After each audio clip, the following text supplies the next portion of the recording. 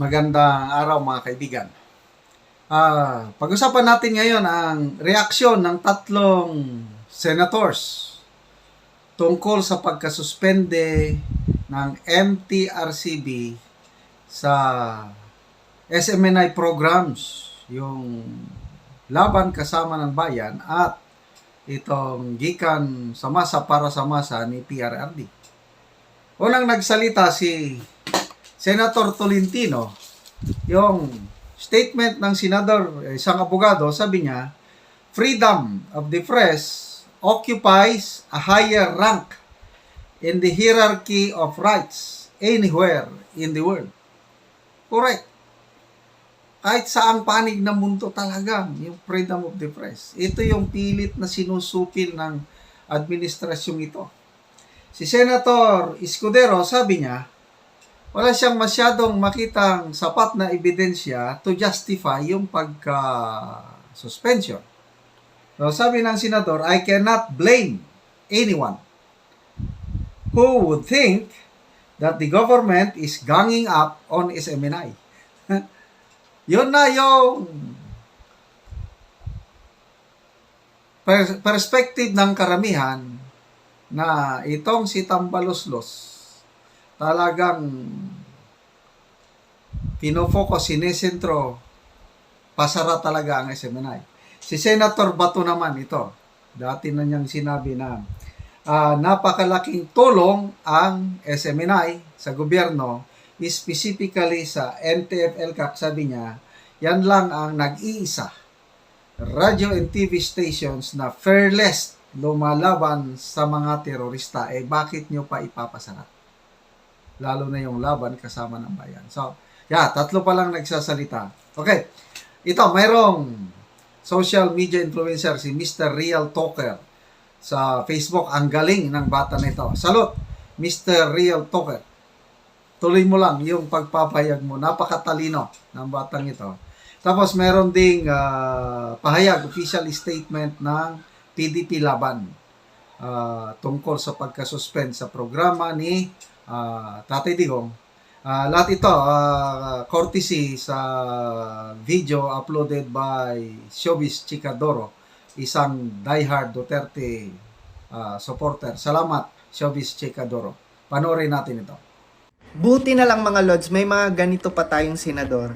Pakinggan natin. Pinaalalahanan ni Senador Francis Tolentino ang MTRCB kaugnay sa press freedom, kasunod ng pagkakasuspinde ng dalawang programa ng SMNI. Nagbabala si Senator Francis Tolentino sa Movies and Television Regulatory Board o MTRCB kaugnay sa paglabag sa freedom of the press. Ito ang kanyang reaksyon matapos tinanong ang senador sa kapihan sa Manila Bay kaugnay sa pagsuspinde ng MTRCB sa dalawang programa ng SMNI. Ayon sa veteranong mambabatas na nasa mataas na posisyon ang press freedom sa hierarchy ng mga batas sa alinmang panig ng mundo. Freedom of the press occupies a higher position in the hierarchy of rights. Hierarchy of rights. Anywhere in the world, except perhaps in countries with monarchy or dictator. Authoritarian government. Kamakailan nuspinde ng MTRCB ang programang Laban Kasama ang Bayan at gikan sa masa para sa masa ni dating Pangulong Rodrigo Duterte bilang aksyon sa anilay mga reklamo na nakarating sa kanilang opisina. Sa totoo lang mga Lods, no, kumbaga yung dito, no, this is the best example na pagkitil sa malayang pamamahayag. Kasi 'di ba, they are using now their power, 'di ba, para i-oppress, 'di ba, para patahimikin at hindi pasalitain, no, yung mga tao or yung mga commentators, 'di ba, lalo na sa media section, 'di ba, lalo na yung mga anchors ng SMNI, 'di ba, lalo na yung mga commentators ng SMNI, 'di ba, kumbaga tinatanggalan ng karapatan, no, and imagine niyo, patatanggalan pa nila ng prangkisa ang SMNI. Diba? Ganun kalala. And imagine niyo mga Lods, sa anong rason?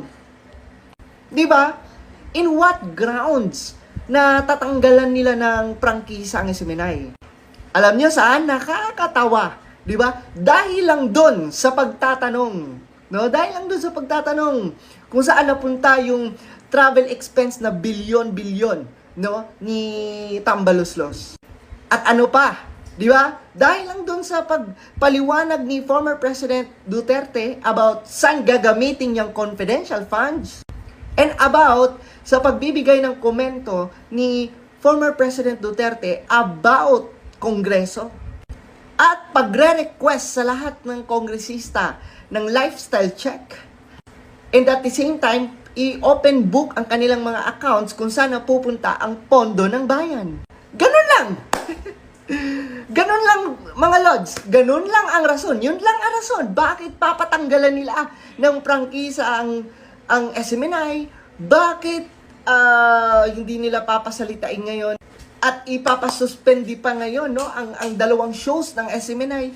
Yun lang ang rason, mga Lods.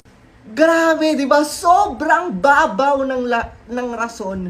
Bakit mo patatanggalan ng prangkisa? And at the same time, bakit mo tatanggalan or sususpendihin, no, ang isang show? Dahil lang sa ganun. No, sobrang... Alam mo mga Lods, hindi ko na alam ano yung standard eh. Hindi ko na alam ano ba talaga ang standard. No? Lalo na yung MTRCB at saka yung NTC. Di ba? Nakaka-confuse na eh. Ano ba talaga ang standard para patanggalan nyo ng prangkisa ang isang istasyon? At ang pinaka nakakatawa pa ngayon, even ang mga kongreso ang naghahanap ng butas para lang talagang masunod lang ang kanilang gusto. Pero pagdating sa kanila, tameme sila. Pagdating sa kanila, ayaw nila na busisiin sila. Pero kung sila makabusisi sa iba, ay wagas. Yan tayo eh. Diyan na naging unfair ang Kongreso. Diyan na talaga sila naging unfair. Talagang kinikitil na nila ang malayang pamamahayag, no? Yung freedom of the press, freedom of expression. Wala na, no? Kumbaga, yan yung talagang diktador na. Kasi imaginein mo, ayaw mo na magtanong ang taong bayan sa inyo, no, mga kongreso.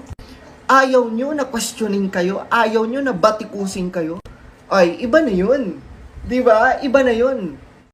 Kasunod nito naglabas naman ng pahayag ang PDP laban ukol sa isyu ng pagsuspende ng MTRCB sa programa ni dating Pangulong Duterte na gikan sa masa para sa masa. PDP laban condemns MTRCB 14-day suspension versus gikan sa masa TV show. The Partido Demokratiko Pilipino Lakas ng Bayan o PDP laban is strongly condemning the decision of the Movie and Television Review and Classification Board o MTRCB imposing a 14-day preventive suspension starting on December 19, 2023 on gikan sa masa para sa masa, former President Rodrigo Duterte's program that regularly airs over SMNI.